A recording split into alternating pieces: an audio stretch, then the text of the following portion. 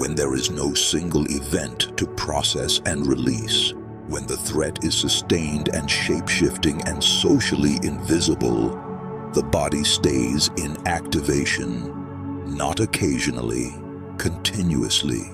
And continuous activation at the level required to navigate a 5-year coordinated campaign is not something the body can sustain without cost. The cost is physical, it is measurable, and it is far more serious than most people in this community are acknowledging. Today we are naming what sustained targeting actually does to the body.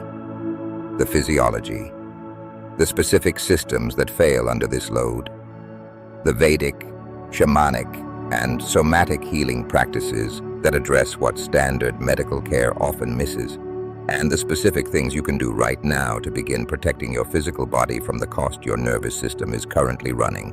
This might be the most important video in this entire series. Let's begin.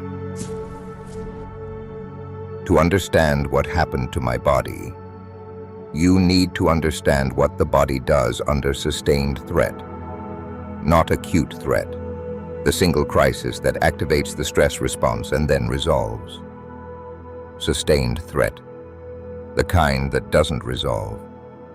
The kind that requires ongoing vigilance because the danger is real but diffuse.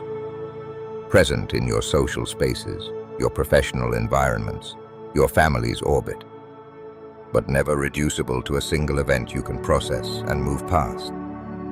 When the nervous system detects threat, it activates the hypothalamic pituitary adrenal axis, the HPA axis, triggering the release of cortisol and adrenaline. Heart rate increases, blood pressure rises, immune function is temporarily suppressed to redirect resources toward immediate survival. Digestion slows, respiration shallows and quickens.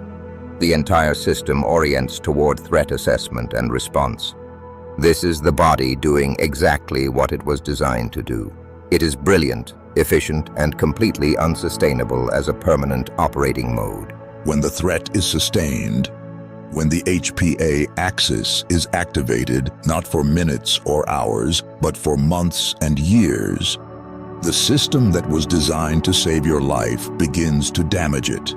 Chronic elevated cortisol suppresses immune function over time, creating vulnerability to respiratory illness, autoimmune conditions, and inflammatory disease.